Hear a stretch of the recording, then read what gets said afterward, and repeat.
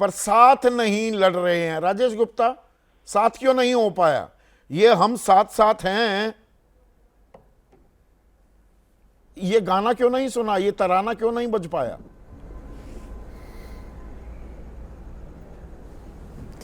भाई ये गाना नहीं बज पाया, लेकिन ये गाना ज़रूर बज गया कि भाई तुझको ना छोड़ेंगे सनम। अच्छा, तो हमारा एक ही उद्देश्य है, और वो ये है कि एक ऐसी पार्टी को, हाँ, एक ऐसी पार्टी को वहाँ से हटाना बहुत ज़रूरी है जिन्होंने हमारे बच्चों को, हमारे यूथ को उठा के कहा कि इनको इजराइल भेज देंगे।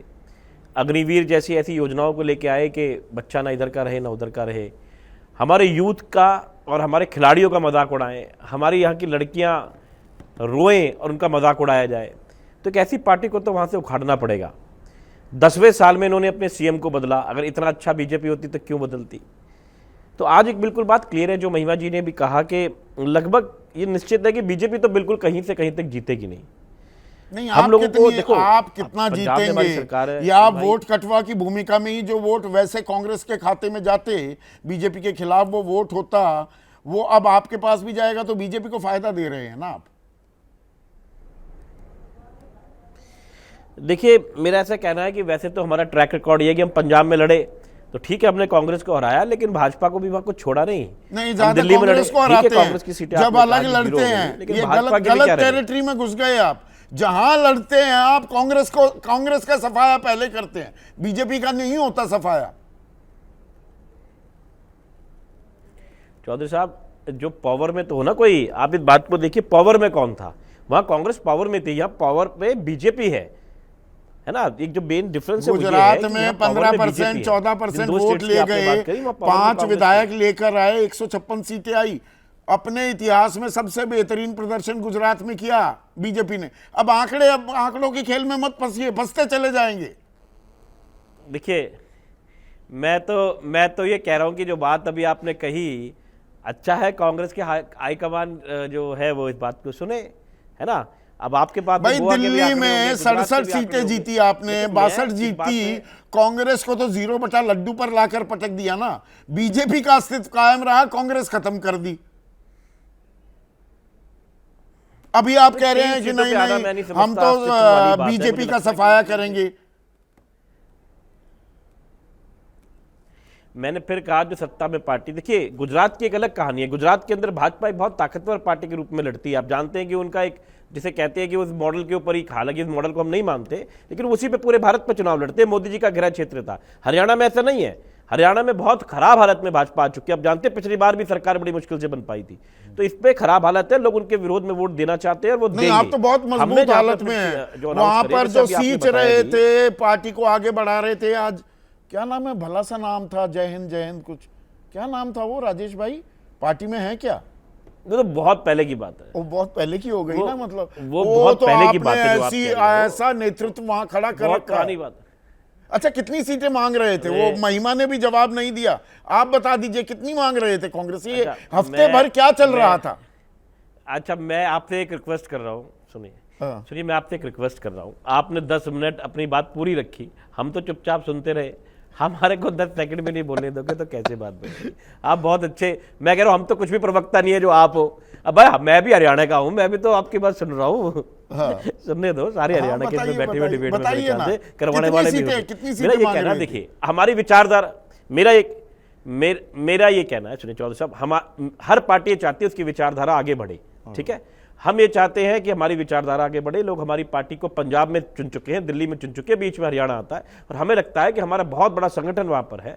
हम वहां पे बहुत अच्छा काम कर रहे हैं कई सालों से। आपने बताया 29,000 वोटों से हम सिर्फ रह गए, है ना। चुनाव चिन्ह नया था, लोग झाड़ू को जानते हैं, लेकिन बहुत सारे गाँव में पॉलिटिकल साइंस का लेक्चर ना दीजिए ना राजेश भाई। मैं जानता हूँ आप हरियाणा से हैं, मुझे सवाल का सीधा जवाब दीजिए ना। कितनी सीटें मांग रहे थे आप? बीजेपी के, जो कांग्रेस के साथ बातचीत चल रही थी 7 दिन से, कितनी सीटें मांग रहे थे? चौधरी साहब, मांगने के ऊपर देखिए, ऐसा होता है क्या, ये तो भगवान से और ग्राहक से आदमी कुछ भी मांग लेता है। मांगने को तो हम 90 में से 89 मांग लेते, और कांग्रेस भी कह देती कि आप एक पे लड़ लो। ये तो बैठ के बातें होती है, कहाँ हम मजबूत है, कहाँ वो मजबूत है, कहाँ उनके बड़े नेता है जो छोड़ना नहीं चाहते। तो ये तो कमरे के अंदर की बातें हैं। मेरी जानकारी, अच्छा मैं बताता हूँ, मेरी जानकारी हो सकता है बिल्कुल ही गलत हो, पर आपको मालूम है मेरी जानकारी गलत नहीं होती है अमूमन, वो 6 तक भी आप तैयार बैठे थे, पर सीटें आपने चिन्हित की थी कि ये दे दो, हम 6 भी ले लेंगे। उसके लिए भी मना कर दिया क्या कांग्रेस ने, ये बता दीजिए। नहीं, मैं आपको एक बात बताता हूँ, हालांकि आपके सूत्र हो सकते हैं, लेकिन मैं इसको सही नहीं मानता कि हम 6 सीटों पे भी तैयार थे। दूसरी बात यह है कि दिल्ली के अंदर कांग्रेस ने 3 सीटें मांगी, 3 जो मांगी वो हमने उनको दी, ठीक है ना, 3 जो उन्होंने मांगी हमने उनको दे दी, जबकि उनकी 0 सीट थी यहाँ पर। मेरा कहना है कि कभी कभी बड़ा दिल करना पड़ता है, कभी कभी सोचना पड़ता है कि हमें पार्टी से पहले अपने देश के बारे में भी सोचना पड़ता है। तो हम अगर आपकी बात को एक बार मैं मान लूं, हालांकि मैं मान नहीं रहा कि 6 सीटें मान रहे थे और ये मान रहे थे, तो फिर तो मान ही जाना चाहिए था, है ना, लेकिन ऐसा था नहीं। हम ज़्यादा सीटें चाहते हैं और हम ऐसी सीटें चाहते हैं, हमारा मेन उद्देश्य यही है कि भाजपा को वहां पर हराना है। और जो कांग्रेस नहीं हरा पाएगी भाई, हमारे जो कैंडिडेट मजबूत स्थिति में है, नहीं, अगर आपस में लड़ेंगे तो दिक्कत हो सकती है ना। हालांकि मेरी जानकारी ये भी गलत है क्या कि अरविंद केजरीवाल ने आप लोगों से ये कहा था, भाई राहुल गांधी कह रहे हैं मैंने निर्देश नहीं दे रहा हूं, पर देखिए संभावनाएं तलाशिए, पर अरविंद तो अरविंद हैं। अरविंद केजरीवाल ने तो सीधा ये कहा था ना, किसी भी कीमत पर करिए गठबंधन। जब राहुल और केजरीवाल राजी, तो ये बीच में किस काजी ने खेल खराब कर दिया। नहीं, देखिए, मेरा ये कहना है कि अगर अरविंद केजरीवाल जी हमारी पार्टी में कुछ कह दें, हालांकि हमारी पीएसी बैठती है, सब कुछ है, लेकिन अरविंद जी ऑब्वियसली हमारे सबसे बड़े नेता हैं, तो वो बात अगर फैसले के रूप में आ जाए तो फिर तो उस बात को हम मानते ही। लेकिन इसका मतलब ये भी कतई नहीं है कि जो चीज़ें अगर कांग्रेस बिल्कुल अपनी तरफ से चलाती, क्योंकि कांग्रेस को भी ये बात पता है, हमें भी इस बात को पता है कि आखिर तीसरे नंबर पे तो बीजेपी, तीसरे पे भी नहीं, शायद चौथे या 5वें नंबर पे भाजपा वहां पर आए। तो इसलिए ये लड़ाई इस बात की कि सबको लगता है जीत जाएंगे, देखो हर पार्टी का कार्यकर्ता चाहता है ताल ठोक रहे हैं, उसे समाज सेवा का मौका मिले। राजेश भाई, आप संघीय ढांचे की ताल ठोक रहे हैं, पर ये 2024 के चुनाव में भाई इंडिया ने अच्छा प्रदर्शन किया। खैर 240 से कम ही सीटें आई कुल मिलाकर पूरे इंडिया गठबंधन की, पर फिर भी आप बीजेपी को अपने दम पर बहुमत के आंकड़े से दूर खींच ले गए। उसके बाद क्या ये इंडिया अब डगमगाने लगा है? अब हर कोई अपनी ताल ठोकने लगा।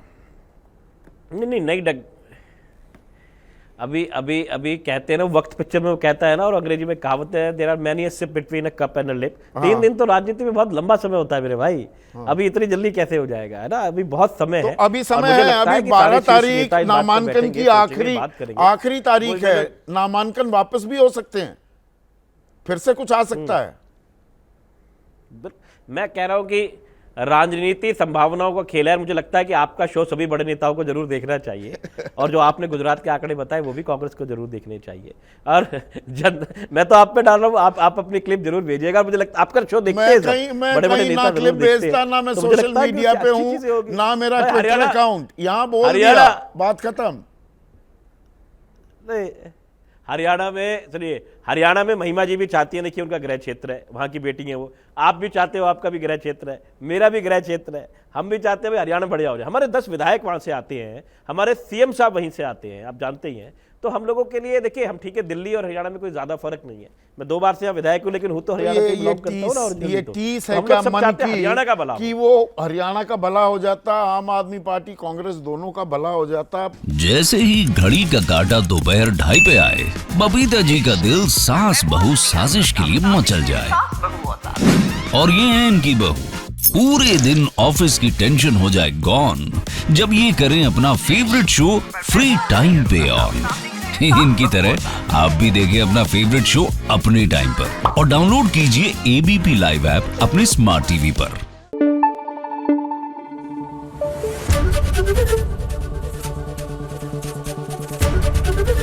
एबीपी न्यूज आपको रखे आगे।